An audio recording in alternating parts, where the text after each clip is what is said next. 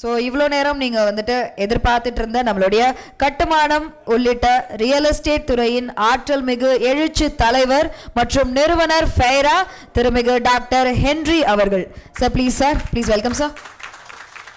அகில இந்திய real estate கூட்டமைப்பினுடைய Puducherry மாநில பொறுப்பாளர்கள் மற்றும் உறுப்பினர்கள் ஆலோசனை கூட்டத்தை மிக நேர்த்தியான முறையிலே தலைமையேற்று நடத்தி கொண்டிருக்கக்கூடிய ஃபெய்ரா கூட்டமைப்பினுடைய இங்கே இருக்கக்கூடியவங்க எத்தனை பேருக்கு என்னுடைய நேரலைகளை பார்க்குறீங்கன்னு தெரியல.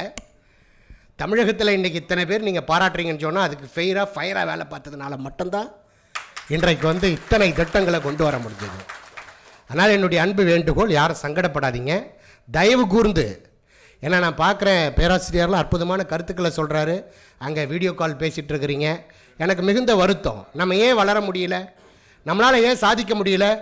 நமக்குள்ளே ஒற்றுமை இல்லை. அவர் எதுக்கும் யாருக்கோவா பேசுகிறோம். நாங்கள் இங்கே யாருக்காக பேசுகிறோம்? நமக்காக தான் நான் பேசிகிட்டு இருக்கோம். நாளை நம்முடைய சமூகத்துக்காக பேசுகிறோம், நம் மண்ணுக்காக பேசுகிறோம், நம் மக்களுக்காக பேசுகிறோம். அதனால் அன்பு கூர்ந்து கைபேசியை தயவு செய்து சைலண்ட் போட்டுருங்க. இல்லை சார் சைலண்ட் போட முடியல, அந்த காலில் என்னால் பல கோடி நான் சம்பாதிக்க முடியும்னா அன்பு வேண்டுகோள், நாங்கள் அத்தனை பேர் உங்களை பாராட்டி வழி அனுப்புகிறோம். நீங்கள் போய் அந்த பணம் வரக்கூடிய அந்த வருவாயை பாருங்கள். நன்றி.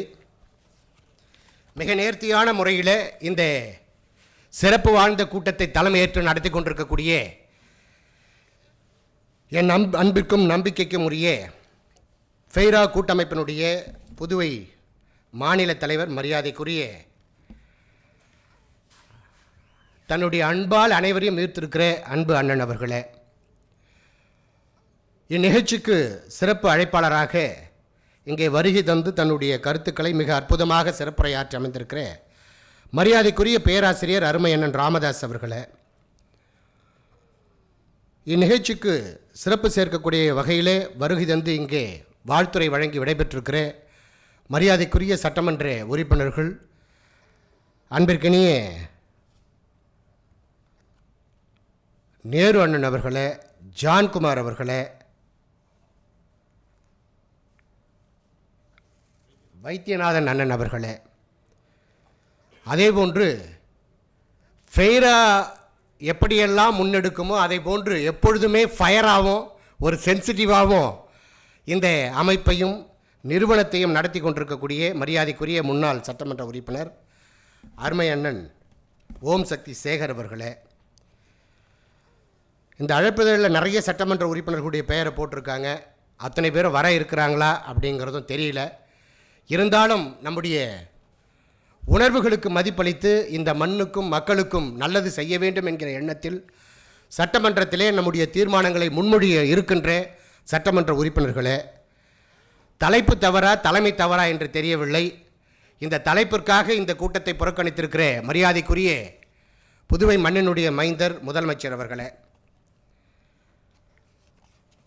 அதோடு கூட இந்த கூட்டமைப்பை புதுவை மாநிலத்தில் மிகச்சிறப்பான முறையில் நடத்தி கொண்டிருக்கக்கூடிய செயலாளர் மரியாதைக்குரிய முத்துக்குமரன் அவர்களே, பொருளாளர் கோபாலகிருஷ்ணன் அவர்களே, அட்வைசரி போர்ட் சேர்மன் மரியாதைக்குரிய வைத்தீஸ்வரன் அவர்களே, எக்ஸிக்யூட்டிவ் சேர்மன் மரியாதைக்குரிய அமர் என்கிற மணிசேகர் அவர்களே, அமைப்பு செயலாளர்கள் மரியாதைக்குரிய ரமேஷ் அவர்களே, தமிழ் செங்கோலன் அவர்களே, சுரேஷ்குமார் அவர்களே, கணபதி அவர்களே, துணைத் தலைவர்கள் மரியாதைக்குரிய முத்து அவர்களே, அனந்தகிருஷ்ணன் அவர்களே, இணைச் செயலாளர்கள் மரியாதைக்குரிய ஆனந்த் அவர்களே, பாஸ்கர் அவர்களே, துணைச் செயலாளர்கள் மரியாதைக்குரிய முத்து என்கிற முத்தாலப்பன் அவர்களே, சரவணன் அவர்களே, சத்தீஸ்வரன் அவர்களே, ஒருங்கிணைப்பாளர் அன்பு தம்பி பரஞ்சோதி பாண்டியன் அவர்களே, ராதாகிருஷ்ணன் அவர்களே, வேல்முருகன் அவர்களே, ஆலோசனை குழு உறுப்பினர்களாக இருக்கிற மரியாதைக்குரிய ஓம் சக்தி ஜெகதீசன் அவர்களே, சக்திவேல் அவர்களே, சுந்தல் அவர்களே, அப்பாதுரை அவர்களே, சக்திவேல் அவர்களே, செயற்குழு உறுப்பினர்கள் மரியாதைக்குரிய ராம் அவர்களே, கந்தன் அவர்களே, கனகராஜ் அவர்களே, அதோடு கூட இந்த கூட்டத்திற்கு என்னோடு கூட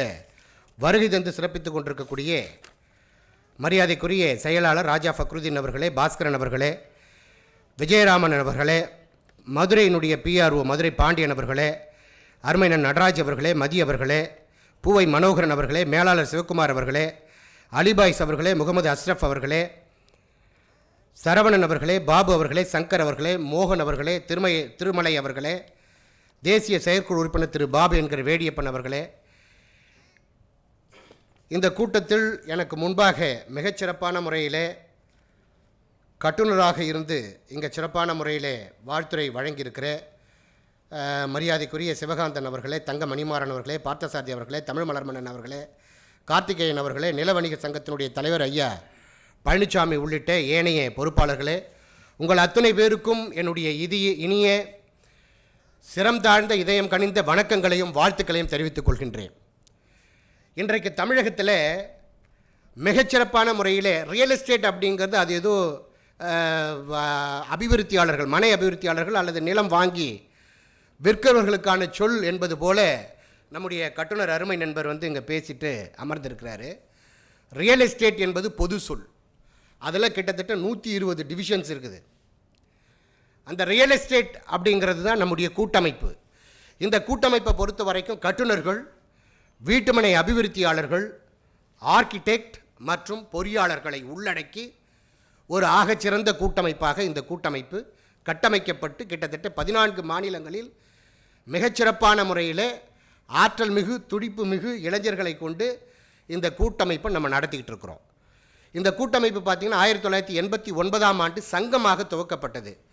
பிறகு நான் தலைமையேற்ற பிறகு 2012இல் கூட்டமைப்பாக கட்டமைக்கப்பட்டது. அதுக்கு முன்பாக சங்கமாக இருந்து ஒரு கட்சியை மாதிரி வீட்டுமனை அபிவிருத்தியாளருக்கு ஒரு பிரிவு, பில்டர்ஸுக்கு ஒரு பிரிவு, இப்படி பல பிரிவுகளை ஒரு 14 பிரிவுகளை கொண்டு செயல்பட்டது. அதன் பிறகு நான் அதாவது என்னுடைய தலைமையேற்ற பிறகு அதை நான் அகில இந்திய ரியல் எஸ்டேட் கூட்டமைப்பு என்று சொல்லி ஒரு கூட்டமைப்பாக ஏற்படுத்தி இன்றைக்கு தமிழகத்தில் ஏற்பட்டிருக்கிற அத்துணை மாற்றங்களுக்கும் நம்முடைய கூட்டமைப்பு முன்னோடியாக விளங்கி கொண்டிருக்கிறது. ஆனால் உங்களுக்குலாம் கன்வீனியன்ட் இல்லைன்னா கொஞ்சம் என்னை பார்த்து திரும்பிக்கலாம்ண்ணா. ஏன்னா இப்படி இருக்கிறவங்களுக்கு ஓகே, நீங்கள் எல்லாம் பாவம் அப்படி அந்த பக்கம் திரும்பி இருக்கிறீங்க, நீங்கள் கொஞ்சம் என்னை பார்த்து உட்காரலாம், ஒன்றும் பிரச்சனை இல்லை. இன்றைக்கு புதுச்சேரியில் நம்ம என்ன பிரச்சனைகளை கையாளுறோம்? 9/9/2016 அன்று அங்கீகாரமற்ற பட்டா மனைகளை விற்பதற்கு தடை ஏற்பட்டது. பட்டா மனைகளை விற்கலாமா வேணாவான்னு சொன்னால் ட்ரான்ஸ்ஃபர் ஆஃப் ப்ராப்பர்ட்டி ஆக்ட் படி விற்கலாம். ஏதாவது மாற்று கருத்து இருக்கா? இல்லை. சரி, okay. Town and country planning என்ன பண்ணோம்? 1970ஆம் ஆண்டு, நீங்கள் 63இல் ஐயா நாடு விடுதலை பெற்று சுதந்திரம் கிடைச்சி குடியரசு அமைந்தாலும் நமக்கான அந்த கண்ட்ரி பிளானிங் கட்டமைப்பு 1970ஆம் ஆண்டு சட்டமயமாக்கப்பட்டது. 71 இருந்து செப்டம்பர் 5ஆம் தேதி இங்கே நடைமுறைக்கு வந்தது DTCP, directorate of town and country planning. அந்த டிடிசிபி கட்டமைப்பு வந்ததுக்கு பிறகு அண்ணெல்லாம் 1988 இருந்து, நான் பள்ளி மாணவனாக இருக்கும் போதிலிருந்து அண்ணன் வீட்டுமனை அபிவிருத்தியாளராக இருந்திருக்கிறார், ஓம் சக்தி சேகர் அண்ணன். அப்போது 71 சட்டமயமாக்கப்பட்டுடுச்சு. கிட்டத்தட்ட 53 ஆண்டுகள் நாம் கடந்து வந்திருக்கிறோம் புதுவை மாநிலத்தில். ஏன் நமக்கான சரியான கட்டமைப்பை நாம் ஏற்படுத்தவில்லை? இந்தியாவினுடைய நிலப்பரப்பளவு 32.87 மில்லியன் ஸ்கொயர் கிலோமீட்டர். தமிழகத்தினுடைய நிலப்பரப்பளவு 1,30,058 சதுர கிலோமீட்டர். புதுச்சேரியினுடைய நிலப்பரப்பளவு 492 சதுர கிலோமீட்டர். காரைக்காலனுடைய நிலப்பரப்பளவு 161 சதுர கிலோமீட்டர். மாகி வெறும் 9 சதுர கிலோமீட்டர். ஏனம் 30 சதுர கிலோமீட்டர்.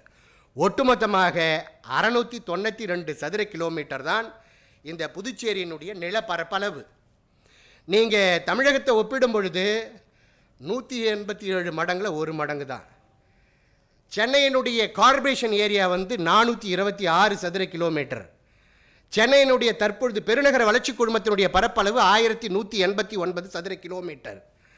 சென்னையினுடைய எக்ஸ்பான்ஷன் 8878 சதுர கிலோமீட்டர். தற்பொழுது அரசாணை மாற்றி அமைத்திருக்கிறது 5904 சதுர கிலோமீட்டர். அந்த வகையில் 8%, 10% தான் சிஎம்டிஏ என்று சொல்லக்கூடிய சென்னை பெருநகர வளர்ச்சி குழுமத்தினுடைய எல்லையில் இந்த புதுச்சேரி, காரைக்கால், மாகி, ஏனாம் ஒட்டுமொத்தமாக 692 சதுர கிலோமீட்டர் தான் இந்த நிலப்பரப்பளவு இருக்கிறது. இந்த நிலப்பரப்பில் வசிக்கக்கூடிய மக்களுக்கான அடிப்படை கட்டமைப்புகளை செய்து கொடுக்க வேண்டிய பொறுப்பும் கடமையும் அரசுக்கு உண்டு.